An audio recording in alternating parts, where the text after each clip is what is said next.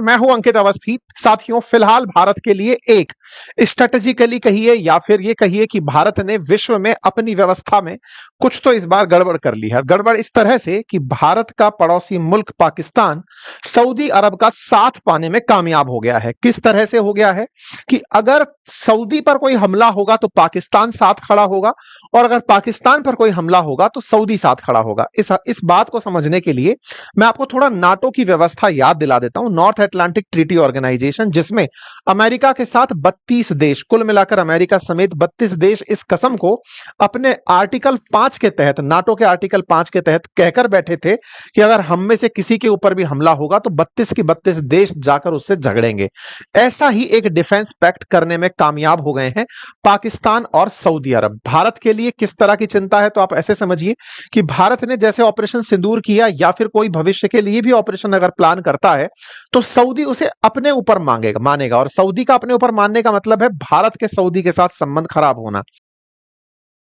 इस बात की गंभीरता को आप और डिटेल में आज चर्चा में लेंगे कि कैसे यह स्थिति बनकर आई, क्यों सऊदी ने पाकिस्तान का साथ दिया, क्योंकि यह खबर अपने आप में any aggression against either country, किसी भी देश पर हुआ हमला, दोनों देशों पर माना हमला जाएगा, यह अपने आप में एक बहुत ही बड़ा जियोपॉलिटिकल सेटबैक साबित हो सकता है भारत के लिए, ऐसे समय पर जब भारत एक और पाकिस्तान के साथ में चीन की नजदीकी देख रहा हो, और वहीं दूसरी तरफ मिडिल ईस्ट में जहां भारत मजबूत था वहां सऊदी अरब का पाकिस्तान के साथ आ जाना हो। यह निश्चित ही भारत के लिए एक सोचने का विषय होगा। आज हम इस विषय पर गंभीरता से चिंतन करेंगे, आगे बढ़ेंगे, सारी स्थितियों को समझेंगे, लेकिन साथ ही साथ आपको बता दें कि भारत अभी भी अपनी तरफ से केवल यही बोला है कि हमें इसकी जानकारी थी। इसका मतलब क्या हमने इसका कोई और ऑल्टरनेट तलाश रखा है? जरूरी है जानना, क्योंकि भारत के लिए यह बहुत मायने रखेगा। साथियों, असल मायने में ये जो मिडिल ईस्ट है, मिडिल ईस्ट बोले तो मेडिटेरेनियन सी से लेकर के भारत तक का जो हिस्सा है, यहां पर देखने योग्य बात यह है साथियों कि इस तरफ इजराइल की तरफ से जो इन देशों को भेजा गया टेरर का पैगाम है। इजराइल ने कुछ दिनों पहले ईरान पर हमला किया, उसके बाद में अभी थोड़े दिन पहले कतर पर हमला किया। उससे ना एक भय का माहौल इस पूरे क्षेत्र में बना हुआ है। हो भी क्यों ना, इजराइल ने पहले भी इन सबको संयुक्त रूप से 6 दिवसीय युद्ध में हराया हुआ है। ऐसे में इजराइल का खौफ इन सबके अंदर भर के बैठा हुआ है, और ताजा ताजा जब कतर पर हमला हुआ तो उसके पीछे इजराइल का बयान सिर्फ इतना था, यानी नेतन्याहू का बयान था कि मेरे दुश्मन जहां भी होंगे मैं उन्हें ढूंढकर मारूंगा। अब दुश्मनों को ढूंढकर मारूंगा, कतर जो कि दुनिया भर में अपनी एक इमेज लेकर चलता था कि मैं मध्यस्थ की भूमिका में हूं, मानी कि मैं इजराइल और हमास के बीच में शांति करा रहा हूं, तो उन हमास के नेताओं को वहीं पर मार देना, यह अपने आप में दुनिया को एक बहुत ही चिंता के विषय के अंदर दिखाई दिया। तो इजराइल ने जिस तरह से कतर पर हमला किया, उसके बाद से इजराइल तो मतलब एक तरह से इन लोगों के लिए चिंता का विषय हो ही गया। क्यों? क्योंकि हमास कहीं ना कहीं कतर के साथ संबंध रखता था, सऊदी के साथ संबंध रखता था, ईरान के साथ संबंध रखता था। तो हमास के जहां जहां ठिकाने थे उनके अंदर एक भय का माहौल बन गया, और वो भय का माहौल इसलिए क्योंकि इजराइल ने खुलेआम कह दिया कि मेरे दुश्मन चाहे जहां भी हो, अब वो किसी भी देश में हो, इंक्लूडिंग इन पाकिस्तान, मैं वहां भी बदला लेने पहुंचूंगा। अच्छा, अब इस बात से सोचिए कि गल्फ कंट्रीज में कितना डर बैठा होगा कि जब यह हमला कतर में हुआ तो कतर के अंदर हुए इस हमले में इजराइल ने हमास के नेताओं को टारगेट किया था। हमास के नेता मरे, एक यहां पर इनके कतर का आम नागरिक मर गया था इस हमले में। उस एक नागरिक को अंतिम यात्रा में साथ देने खुद इनके प्रधानमंत्री पहुंचे, इनके जो खुद आमिर हैं वो यहां पर पहुंचे। मतलब एक तरीके से इन्होंने पूरी दुनिया को बताया कि हमें यह हमला कितना महंगा पड़ा है, और इसके बावजूद भी इजराइल की धमकी नहीं रुकी। इजराइल ने साफ कहा था कि दुश्मन कहीं भी हो हम उसको ढूंढकर मार देंगे। तो ऐसे में जब हम कहीं भी दुनिया में ढूंढकर मारेंगे तो इस बात से कतर समेत जितने भी देश हैं उन सबके अंदर दो प्रकार की चिंताएं आई। पहली चिंता तो ये कि हम अमेरिका के सहयोगी हैं, अमेरिका का सहयोगी इजराइल भी है, लेकिन अमेरिका ने साथ इजराइल का दिया। अमेरिका ने इजराइल को कुछ नहीं कहा, अपितु वो समझाने के लिए भी सबसे पहले मार्को रूबियो को इजराइल ही भेजे। वहीं दूसरी तरफ जिस कतर ने और सऊदी ने मिलकर के ट्रंप को, अभी जब उनके मिडिल ईस्ट की यात्रा हुई थी, ऑपरेशन सिंदूर के बाद वाली यात्रा, उस समय पर इन्होंने ट्रंप को लगभग $2 ट्रिलियन का अपनी तरफ से वादा कर दिया था। मिडिल ईस्ट कंट्रीज ने, सऊदी ने भी भर भर के बैग भर के पैसे दिए थे। ऐसे ही कतर ने भी इनको बैग भर के पैसे पकड़ाए थे, हवाई जहाज तक पकड़ाया था ट्रंप को, लेकिन वो किसी काम नहीं आया। अमेरिका केवल खड़ा रहा तो इजराइल के पक्ष में खड़ा रहा। ऐसे में अमेरिका से इनका ट्रस्ट ब्रीच हो गया और इसी के चलते कतर ने तत्काल प्रभाव से जो अपने मित्र राष्ट्र हैं उन सबको एक साथ इकट्ठा किया, गल्फ कंट्रीज को, इस्लामिक कंट्रीज को, ओआईसी की बैठक बुला ली, जितने भी देश हैं उन सबको कतर के अंदर इकट्ठा किया था। ये मैंने आपको बताया भी था, मैंने इस पे सेशन भी किया था। इकट्ठा किया और चर्चा हुई कि क्यों ना हम सब मिलकर के, लगभग 50 देश आपस में मिलकर नाटो जैसी सेना बना लें। यह प्रस्ताव पाकिस्तान की तरफ से आया था। पाकिस्तान की वैल्यू इन देशों में इसलिए थी क्योंकि ओआईसी में जहां संस्थापक सदस्य के रूप में पाकिस्तान है, ऑर्गेनाइजेशन ऑफ इस्लामिक कोऑपरेशन में, पाकिस्तान इन इस्लामिक कंट्रीज में इकलौता ऐसा देश है जिसके पास न्यूक्लियर वेपन है। तो ऐसे में न्यूक्लियर वेपन कंट्री की यहां पर वैल्यू बहुत थी। जब वैल्यू थी तो ऐसे में कहीं ना कहीं यह बात पाकिस्तान की लोगों के समझ में आई कि अगर पाकिस्तान साथ आ गया तो न्यूक्लियर हमले के डर से इजराइल हम पर हमला नहीं करेगा।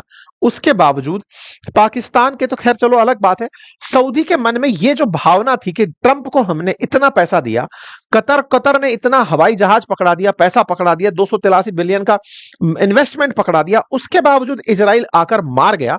और तो और कतर ने यह भी कह दिया कि ट्रंप ने हमें इन्फॉर्म भी नहीं किया था कि हम पर हमला हो रहा है। इसी के चलते कतर के समर्थन में 50 मुस्लिम देश जुटे थे और उन्होंने कहा था कि हम इजराइल से बदला लेने के लिए नाटो जैसी सेना बना सकते हैं। तो आप यह देख सकते हैं, यह बनाई गई थी इस्लामिक समिट और इस इस्लामिक समिट के अंदर पाकिस्तान को बाकायदा बुलाया गया था। आप सोचिए, तुर्की जैसा देश जो कि काफी विकसित कंट्री के रूप में कंसीडर होता है, पैसे वाले कंट्री के रूप में, उसके पास भी न्यूक्लियर वेपन नहीं है। पाकिस्तान के पास न्यूक्लियर वेपन है। इन्हें फ्रंट रो में साथ जगह दी गई कि हां भाई, तुम्हारे पास में है वो ताकत, तुम कुछ कर सकते हो। क्योंकि अल्टीमेटली कतर के ऊपर हुए हमले के बाद में सारे देशों ने दुश्मनी भुला ली। सऊदी और ईरान के बीच में दुश्मनी थी, लेकिन सऊदी और ईरान एक साथ पहुंचे। मतलब कुल मिलाकर के गल्फ के अंदर सारे देश एक देश में इकट्ठे हुए, तत्काल प्रभाव से इकट्ठे हुए कि हमें अब कुछ करना होगा, अदरवाइज इजराइल हमारे ऊपर हमला कर देगा, घनघोर बेइज्जती हो जाएगी। अब आपके दिमाग में सवाल आएगा, इजराइल में इतनी ताकत कहां से है? देखिए, इजराइल के पास खुद के न्यूक्लियर वेपन हैं और बहुत लंबे समय से हैं, और वो इसी डर, इसी कारण से सब देशों के अंदर आतंक मचाया रहता है कि बेटा तुम पर बम फेंक देंगे। पाकिस्तान अब तक अमेरिका का मतलब रोटी डालकर पूंछ हिलाता हुआ टॉमी था। पाकिस्तान को लेकर के इजराइल बड़ा ही कन्विंस था कि ये कभी ऐसी हरकत नहीं करेगा, लेकिन पाकिस्तान ने जो यहां जाके प्रेजेंटेशन दिया, सऊदी ने उसको तुरंत पकड़ लिया कि तू इधर आ, तू हमसे बहुत सारा पैसा लेकर जाता है, तू हमारी ही खैरात पर पलता है, हम कर्जा ना दे तो तेरा देश नहीं चलता है, अब तेरे पास न्यूक्लियर बॉम्ब भी है, एक काम करते हैं, अगर हम अमेरिका के साथ जाते हैं, तो अमेरिका की तो नेचर है कि वो साथ होकर भी साथ नहीं है, वो तो फिर से इजराइल के साथ खड़ा होगा, लेकिन तुझे तो हम जब चाहेंगे दबा लेंगे, क्योंकि तू भले ही बम लेकर घूम रहा हो, लेकिन पैसे के लिए तो तुझे सऊदी के पास आना पड़ेगा, और सऊदी जब तक तेरे कटोरे में डालेगा नहीं तब तक तेरा घर चलेगा नहीं। तो ऐसे में तुझे तो हम जब चाहेंगे पकड़ लेंगे। अगर तूने कभी हमारी सहायता करने से मना किया तो हम तुझे यह पकड़ लेंगे कि ला हमारा पैसा वापस दे, तू तो वहीं फुस हो जाएगा। ऐसे में इन्होंने बहुत ही समझदारी करी और इन्होंने पाकिस्तान को साथ ले लिया। यह कतर के साथ में सऊदी की होती मुलाकात है, और यह मुलाकात कहीं ना कहीं इन्हें ट्रंप से मिले धोखे की वजह से ज्यादा गहरी थी, क्योंकि भाई साहब सऊदी ने भी $600 बिलियन का ट्रंप के साथ समझौता किया था। तो सऊदी प्रिंस जो सलमान है, इन्हें बहुत ज्यादा बुरा लगा। अब सवाल आता है कि साहब बुरा लगा, ये क्या बात है? मतलब बुरा लगा कि साहब कतर पर हमला हो गया, बुरा लगा? नहीं नहीं नहीं, नहीं। कहानी कुछ और थी। कहानी क्या थी कि असल मायने में जो हमास के लीडर्स हैं ना, वो और फिलिस्तीन के लीडर्स सऊदी अरब जाते रहे हैं। मैं आपको कुछ न्यूज दिखाता हूं। ये 2023 की कटिंग है, जिसके अंदर आप प्रिंस के साथ में अब्बास जो नेता हैं इनको बैठे हुए देख सकते हैं। अब एक और न्यूज दिखाता हूं जिसमें 2023 के अंदर जो इसके हमास के जो लीडर हैं इस्माइल हानिये, ये आपको सऊदी के अंदर बैठे दिखाई देते हैं। अब सोचकर देखिए, जिस हानिये को ढूंढकर मारा हो इजराइल ने, 2023 के अंदर ये व्यक्ति सऊदी में था। ऐसे में भविष्य के अंदर भी हो सकता है सऊदी के अंदर हमास के लीडर्स आकर के मुलाकात करने आए। ऐसे में इजराइल ये कह करके कि तुमको तो मना किया था ना कि नहीं आने देना है, और ऐसे में अगर उसे मार दिया गया तो ये तो सऊदी अरब की घनघोर बेइज्जती हो जाएगी। भाई ओआईसी कंट्री कंट्रीज में सऊदी सबसे पैसे वाला देश है। सबसे पावरफुल इस्लामिक कंट्रीज में जो धन वाला देश है वो सऊदी है, और सऊदी का सबसे ज्यादा घमंड का कारण अमेरिका था। लेकिन जैसे अमेरिका ने इस मसले में इसराइल का साथ दिया, कतर का साथ नहीं दिया। कतर जिसके यहां खुद सेंटकॉम बैठा हुआ है, अमेरिका ने अपना पूरा सिस्टम यहां पर कतर में चला रखा है, वो अमेरिका खुद कतर को अकेला छोड़कर फरार हो लिया। तो ऐसे में इनके दिमाग में एक चीज आ गई कि अब हमें किसी का साथ चाहिए। तो एक तरह से कहिए कि इनके बहने इसराइल को कतर के नजदीक ला दिया, और सॉरी, इनके जो बहने सऊदी को पाकिस्तान के नजदीक ला दिया। और ये जो ट्रंप का बदला हुआ रवैया था, इसने तो इन दोनों की प्रगाढ़ता को बहुत नजदीक ला दिया। अब आपके दिमाग में एक और प्रश्न बन सकता है, और वो ये कि साहब पाकिस्तान भी तो ट्रंप के इशारे पे ही काम करता है, और सऊदी भी तो ट्रंप के इशारे पे ही काम कर सकता है। कहीं ऐसा तो नहीं कि इजराइल के खिलाफ ट्रंप कोई कॉन्स्पिरेसी कर रहे हो? वो कैसे? क्योंकि ये दोनों ही बातें तो पूरी पूरी ट्रंप की मानते हैं। भाई 2 महीने पहले इन्होंने $600 बिलियन दिए, अभी ये भाई साहब अभी भोजन करने जा ही रहे हैं ट्रंप के पास में। इनको ट्रंप के द्वारा क्रिप्टो के अंदर पूरा काम दे ही दिया गया है। ऐसे में इन दोनों की जो नजदीकी है, इस नजदीकी पर क्या बयान दिया जा सकता है? कहीं ऐसा तो नहीं कि ये अमेरिका के ही इशारे पर कर रहे हो? देखिए, हो कुछ भी सकता है, लेकिन जो प्रत्यक्ष है वो ये कि पाकिस्तान को सऊदी ने बहुत इज्जत दी है। वो इज्जत की मैं कुछ तस्वीरें आपको दिखाता हूं, क्योंकि पाकिस्तान ना इजराइल से बहुत नफरत करता है। आप यह समझिए कि पाकिस्तान खुलेआम नेतन्याहू को टेररिस्ट क्लेम करता है। और तो और पाकिस्तान का जो खुद का पासपोर्ट है ना, उस पासपोर्ट पर लिखा है कि यह पासपोर्ट दुनिया के हर देश में वैलिड है, केवल इजराइल को छोड़कर। मतलब पाकिस्तान का पासपोर्ट खुद से ही प्रतिबंधित कर रखा है उन्होंने। पाकिस्तान में आए दिन इजराइल के विरोध में लंबी चौड़ी रैली निकलती हैं। एक तरह से यह समझिए कि ये दोनों देश जो हैं, उनमें से पाकिस्तान इजराइल से घनी नफरत करने वाला देश है। सऊदी हालांकि ओपनली इस बात को बोलता नहीं है, क्योंकि अमेरिका का दबाव रहता है। तो ऐसे में पाकिस्तान का इजराइल, तो कुल मिलाकर सऊदी को डर किससे है? आइदर ईरान से है या फिर इजराइल से है। दोनों ही स्थिति में सऊदी मजबूत है, और उस मजबूती में अब पाकिस्तान के न्यूक्लियर वेपन का साथ उसे मिल गया तो सारा काम हो गया। अब आपके दिमाग में सवाल यह आएगा, पाकिस्तान को इससे क्या फायदा? 2 बड़े फायदे।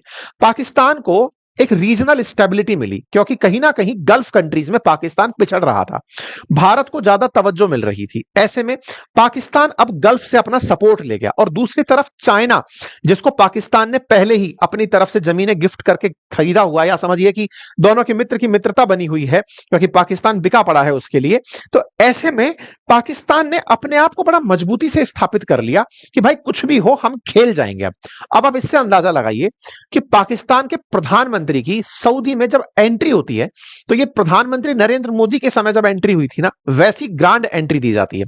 सऊदी में जब प्रधानमंत्री पाकिस्तान एंट्री कर रहे होते हैं, तो बकायदा फाइटर जेट, बिल्कुल वैसे ही जैसे हमारे देश के अंदर जब राजनेता ट्रेवल करते हैं, 4 गाड़ी आगे 4 पीछे होती हैं, ऐसे ही सऊदी सबको वेलकम देता है। सऊदी में अगर ट्रंप आ रहे हैं तो भी ऐसे ही फाइटर जेट वेलकम दिया जाएगा। इनके यहां युद्ध के लिए तो फाइटर जेट यूज में नहीं आते, तो भोकाली में यूज आते हैं। तो भोकाली में इन्होंने पाकिस्तान के प्रधानमंत्री को इतनी इज्जत दी कि वो पगला गए। तो भाई साहब, उनके लिए भी इन्होंने पाकिस्तान एयरफोर्स के साथ साथ अपने फाइटर जेट उड़ा दिए, और ये फाइटर जेट इनको ग्रांड वेलकम देते हुए सऊदी तक लेकर आए। ना केवल लेकर आए, बल्कि इनका जो क्राउन का जो महल है, रॉयल दीवात जो यमाल्ला पैलेस करके जो इनका क्राउन का जो महल है, उस महल में इनको बहुत जबरदस्त वेलकम देकर के अंदर तक लाया गया। पाकिस्तान के प्रधानमंत्री हैं, उनको यहां पर ले जाया जा रहा है कि चलिए, आज आपने कुछ पहली बार ढंग का किया है, आज आपके पास न्यूक्लियर वेपन की वजह से आपको इज्जत मिलने जा रही है, उस इज्जत को लीजिए साहब। तो ये इज्जत लेने पहुंचते हैं। आप देखिए यहां पर इनको प्रॉपर तरीके से स्वागत दिया जाता है। प्रिंस सलमान यहां पर साथ में है। प्रिंस सलमान के द्वारा संभवतया ये सबसे बड़ा सम्मान इन्हें अब तक का दिया गया होगा। क्यों? क्योंकि असल मायने में इन्हें अब ये एहसास हुआ कि अमेरिका को हमने पूरी तरह बिचकर भी अपने पास नहीं पाया, और ये वो आदमी है जिसे हल्का सा भी दुलार दिया तब तो ये हमेशा के लिए सरेंडर हो जाएगा। तो बिल्कुल इनको इतना सम्मान दे दिया कि ये सम्मान में पूरी तरह से लोटपोट हो गए। तो आप यहां पर देख सकते हैं, इन्हें बकायदा पूरी तरह से एकदम ऑफिशियल ट्रीटमेंट दिया गया। जहां पाकिस्तानियों को आए दिन सऊदी अरब में एंट्री करने से रोकने की बातें, इनके भीख मांगने पर इनकी एंट्री की बातें, वो तमाम बातें आती थी, लेकिन अब इनको इतनी इज्जत दे दी गई कि इस इज्जत से इनका पेट भर गया। अब एक साथ तो पेट भरा ही भरा, एक और चीज जो यहां पर आप देख सकते हैं वो है इनके साथ में आसिम मुनीर का होना। आसिम मुनीर कैसे यहां पर फायदे की चीज होगा इनके लिए? देखो, असल में जब भारत ने ऑपरेशन सिंदूर किया, पाकिस्तान को यह समझ में आया कि जियोपॉलिटिकली हमारे साथ जितने ज्यादा देश होंगे, भारत का जो आतंक के खिलाफ जो बयान आता है वो उतना ही कमजोर होता चला जाएगा। जैसे हम ऑपरेशन सिंदूर के समय ये बोलते रहे कि हमारे साथ कोई देश नहीं खड़ा था और पाकिस्तान के साथ ओपनली चाइना और अजरबैजान आ गए थे। वहीं दूसरी ओर भारत सरकार ने इसे ऐसे कहा कि चूंकि हमने पाकिस्तान पर गोला मारा था तो हमारे खिलाफ कोई बयान ही नहीं दिया पूरी दुनिया में, केवल दो ही देश तो बयान दिए। दोनों के देखने के अपने नजरिए थे। भारत ने इसको इस तरह दिखाया कि हमारे खिलाफ कोई नहीं था, पाकिस्तान ने इसे दिखाया कि देखो भारत के साथ कोई नहीं था, हमारे साथ तो फिर भी दो देश आकर खड़े हुए। अब उसमें एक देश और जुड़ गया है, उसका नाम सऊदी अरब है। क्योंकि अब अगर भारत कभी कोई कार्रवाई यहां करेगा तो सऊदी अरब भारत को मतलब इस तरह से कहेगा कि साहब हमने इनके साथ सिक्योरिटी पैक्ट कर रखा है, अब हम भी आपके साथ में लड़ाई लड़ने के लिए तैयार हैं। तो क्या भारत अब एक साथ दो देशों के साथ लड़ाई लड़ेगा? यह अपने आप में एक बड़ा सवाल है और यही कारण है कि ये वीडियोस और ये सारी जो बातें हैं इस समय वायरल चल रही हैं कि पाकिस्तान और सऊदी के बीच में जो संबंध हुए। आप सोच के देखिए, पाकिस्तान को इतनी इज्जत मिली है कि इनका फ्लैग व्लैग यहां पर लहराया गया है, बत्ती बनाकर जलाया गया है, यहां पर बकायदा over front one front against any aggressor always and forever type से इनकी तारीफें चल रही हैं। पाकिस्तान ने अपनी तरफ से सारी बातें कह दी हैं। अब सवाल यह था कि क्या इनको न्यूक्लियर वेपन की भी सुरक्षा मिलेगी? इसके बारे में एक सीनियर सऊदी अधिकारी ने नाम ना छापने की शर्त पर रॉयटर्स को बताया कि परमाणु हथियारों का इस्तेमाल भी इसमें शामिल होगा। अर्थात अब एक तरह से सऊदी को डिफेंस पैक्ट के माध्यम से पाकिस्तान के न्यूक्लियर वेपन की सुरक्षा मिल गई। अब बड़ा सवाल है कि जब यह खबर इतनी बड़ी बन चुकी है तो यह तो इजराइल को भी पता चल गई होगी, तो क्या इजराइल अब भविष्य में इस तरह के पैक्ट से निपटने की तैयारी में होगा? आराम से होगा। क्यों? क्योंकि वो पाकिस्तान को जानता है, पाकिस्तान को खरीदा जा सकता है। देखिए, जो बिक सकता है फिर उसको खरीद कोई भी सकता है, बस वैल्यू लगानी है। ऐसे में अमेरिका जब चाहेगा पाकिस्तान को दबा देगा। तो सऊदी जिस चीज को लेकर खुश हो रहा है वो ये है कि पाकिस्तान साथ खड़ा है, लेकिन वास्तविकता में पाकिस्तान का साथ खड़ा होना कोई मायने नहीं रखता। ये खड़ा ईरान के साथ भी था, लेकिन जैसे ही ट्रंप ने पुकारा ये चुपचाप सेटल होकर साइड में बैठ गए। फिर आपके दिमाग में आएगा, क्या सऊदी के दिमाग में इतनी भी समझ नहीं है क्या जो आपको है, हमको है? सऊदी को नहीं है क्या कि पाकिस्तान पलट सकता है? कभी भी है। पाकिस्तान के साथ सऊदी एक नया खेल खेल रहा है जिसकी चिंता अब लोग लिख रहे हैं, और वो ये कि सऊदी भी अब धीरे धीरे न्यूक्लियर बम बनाने की तैयारी कर रहा है। लेकिन जो ईरान के साथ अमेरिका ने किया, उस तरह की चीजों से ये डरता है कि कहीं ऐसा ना हो कि सऊदी के ऊपर सैंक्शंस लग जाएं। सऊदी थोड़ा सा अपने आप को प्रोग्रेसिव कंट्री के रूप में दिखाता है। अब ऐसे में कहीं उस पर कोई पाबंदियां ना लग जाएं, इसलिए वो अपने पास में एक रोग नेशन पाल के चल रहा है। जैसे चाइना ने नॉर्थ कोरिया को रखा हुआ है, रूस ने बेलारूस को रखा हुआ है, तो ऐसे में इसने पाकिस्तान को पकड़ लिया। जब नंबर्स की बात आती है तो पाकिस्तान के पास भारत से ज्यादा न्यूक्लियर बम बताए जाते हैं कि इसके पास ज्यादा बम है, भारत से 10 बम इसके पास ज्यादा हैं, ऐसे कोटेशंस होती हैं। ऐसे में जब पाकिस्तान अपना पूरा रक्षा मंत्रालय उठाकर पहुंच गया हो तो यह खबर साहब दुनिया के लिए बड़ी खबर बनती है, और यह भारत के लिए भी बड़ी खबर है। भारत के लिए बड़ी खबर इसलिए कि इसने कहीं ना कहीं इस पूरे मसले में जिस तरह से इजराइल इनके अगेंस्ट था, भारत ने जिस तरह की सहानुभूति यूएन में कतर के साथ दिखाई वो ठीक था। लेकिन साहब ये तो शहबाज शरीफ तो उड़ के ही पहुंच गया था सेम डे ही कि सर मैं आपके साथ खड़ा हूं, आप पर हमला कैसे हो गया? भारत को कहीं ना कहीं सबको खुश करने की जो रणनीति है ना, उसके नुकसान इन दिनों ज्यादा उठाने पड़ रहे हैं। चाहे वो रूस को खुश करना हो, चाहे अमेरिका को खुश करना हो, इजराइल को खुश करना हो, कतर को खुश करना हो, हम सबको खुशी खुश कर रहे हैं और इस खुशी में हम कहीं के नहीं रहे हैं। भारत को आवश्यकता है 140 करोड़ का प्रतिनिधित्व करते हुए भारत को अपनी विदेश नीति के कुछ स्पष्ट बिंदु, चाहे वो फायदे के साथ हो या नुकसान के साथ, डिक्टेट करने पड़ेंगे। हम किन का साथ देंगे, किन का नुकसान उठाएंगे, और हमें दुनिया में ये जो वसुधैव कुटुंबकम की जो परिपाटी हमने चलाई थी इस पर रीथिंकिंग करनी पड़ेगी, क्योंकि कहीं ना कहीं हम इन सब चीजों में अब धीरे धीरे पिछड़ते हुए दिखाई दे रहे हैं। क्योंकि जहां हम एक तरफ अमेरिका और रूस को साधने बैठते हैं, उसी रूस ने भारत और चीन को साथ साथ साथ दिया। हम दोनों दुश्मनों को वो बराबर ट्रीटमेंट दे रहा है और चाइना को तो ज्यादा तवज्जो दे रहा है। इसका मतलब अगर कल को भारत और चीन की लड़ाई होती है तो रूस का स्टैंड क्या होगा ये साफ पहले से पता है, वो शांति की अपील करेगा और कुछ नहीं करेगा। एग्जैक्टली वैसे ही भारत और पाकिस्तान के केस में हम भले ही अमेरिका को कैसे भी माने, लेकिन जब बात आएंगी तब वो यही कहेंगे कि हम तो मध्यस्थता करा सकते हैं, ले लो जी। तो भारत के साथ में खड़ा होने के लिए कौन तैयार होगा, ये अपने आप में भारत को अपनी नीति में विचार करना होगा। हमें यह तय करना होगा कि आज का नुकसान कहीं भविष्य के बड़े नुकसान, आज का छोटा फायदा भविष्य के बड़े नुकसान की तरफ तो हमें नहीं ले जा रहा है। निश्चित ही इस पर चिंतन करते हुए बढ़ना होगा, क्योंकि भारत का इनके साथ, सऊदी के साथ बढ़िया व्यापार था। मतलब व्यापार के लिए $100 बिलियन के बीच के एमओयू दोनों देशों के बीच साइन हो रखे थे। ऐसे में अगर भविष्य में हम लोग पाकिस्तान पर ऑपरेशन सिंदूर या ऑपरेशन बंदर जैसी कार्रवाई अगर करते हैं, तो यह निश्चित ही सऊदी के थ्रू हमारे लिए एक चिंता का विषय बन सकता है। भारत से जब पूछा गया कि साहब आपको पता चला कि कुछ ऐसा हुआ है, तो प्रवक्ता बोले कि हमें इसकी जानकारी थी, अब हम इसका अध्ययन कर रहे हैं। अब देखते हैं अध्ययन करके ये कौन सा आईएएस का एग्जाम निकालेंगे। कुल मिलाकर बात यह है कि एक बड़ी खबर है। आप लोग इस विषय पर क्या सोचते हैं, अपनी राय कमेंट बॉक्स में जरूर बताएं। चैनल पर नए हैं तो सब्सक्राइब कर लें। ठीक है साहब, धन्यवाद।